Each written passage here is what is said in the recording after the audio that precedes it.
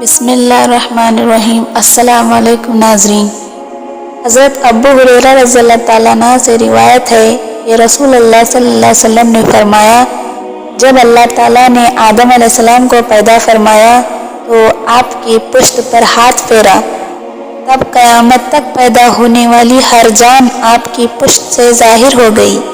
اللہ نے ہر ایک کی آنکھوں کے درمیان نور کی ایک چمک رکھ دی، پھر انہیں آدم علیہ السلام کو دکھایا۔ آدم علیہ السلام نے کہا، یا رب، یہ کون ہے؟ اللہ تعالیٰ نے فرمایا، یہ تیری اولاد ہے۔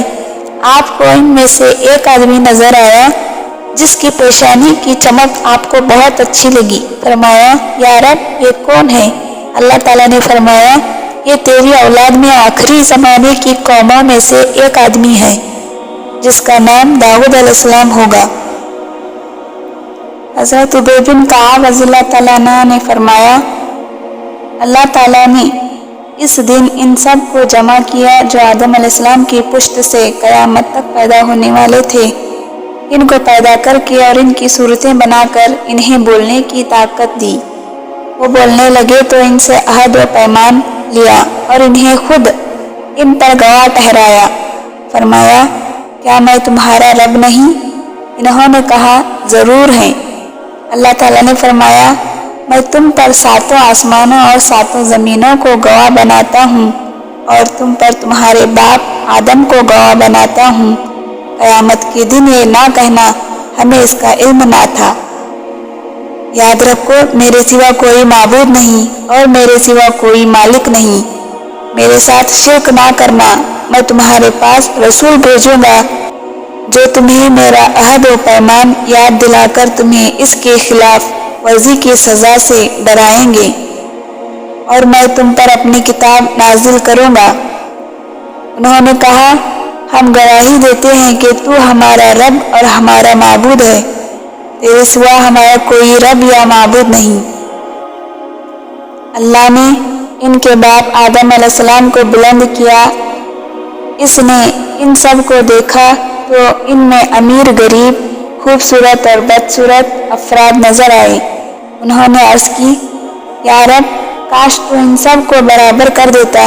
اللہ تعالیٰ نے فرمایا، میں چاہتا ہوں کہ میرا شکر کیا جائے۔ آدم علیہ السلام کو ان میں پیغمبر بھی نظر آئے جو روشن چراغوں کی طرح منور تھے۔ ان سے رسالت و نبوت کا ایک خاص وعدہ بھی لیا گیا۔ حضرت آدم علیہ السلام کے 2 بیٹے قابل اور حابل کا واقعہ۔ صحابہ کرام رضی اللہ تعالیٰ عنہ سے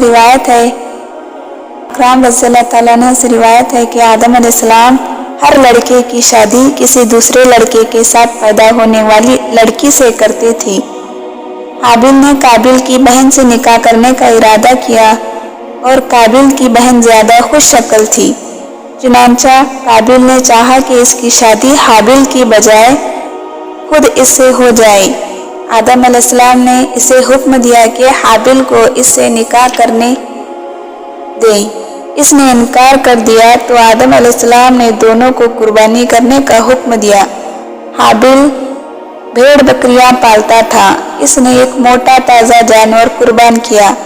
قابل نے اپنی کھیتی میں سے نکمی فصل کا ایک گٹا قربانی کے طور پر پیش کیا۔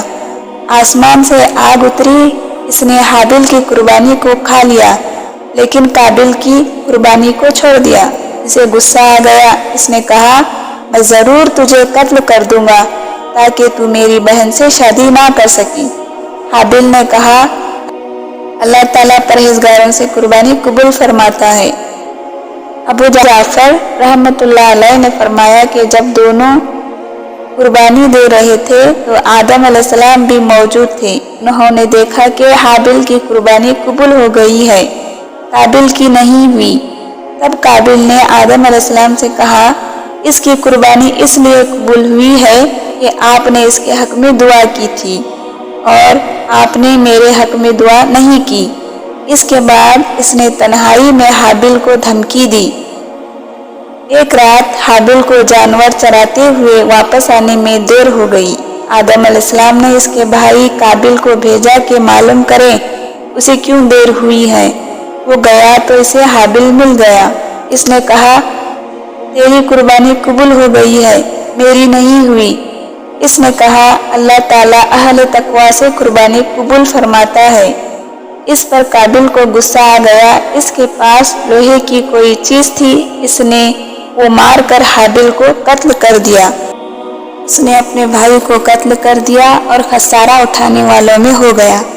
अब अल्लाह ने एक कौवा भेजा जो जमीन को कुरेदने लगा ताकि इसे दिखाए कि अपने भाई की लाश को कैसे छुपाए।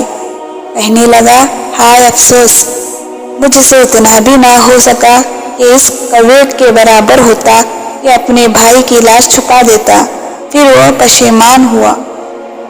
हज़रत अब्दुल्ला बिन मसऊद रज़ियल्लाहु ताला अन्हु से मरवी है कि रसूल अल्लाह सल्लल्लाहु अलैहि वसल्लम ने फरमाया, जो इंसान भी जुल्मन कत्ल होता है, इसके कत्ल के गुनाह का एक हिस्सा आदम अलैहिस्सलाम के पहले बेटे को भी मिलता है, क्योंकि वो पहला शख्स है जिसने कत्ल का तरीका शुरू किया।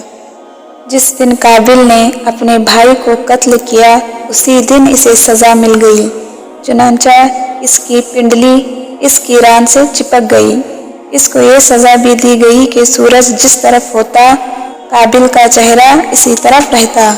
इस तरह इसे दूसरों के लिए इबरत बना दिया गया और इसे जल्दी सज़ा मिल गई, क्योंकि इसने गुनाह का इर्तिकाब किया था, सरकशी की थी और अपने सगे भाई से हसद किया था।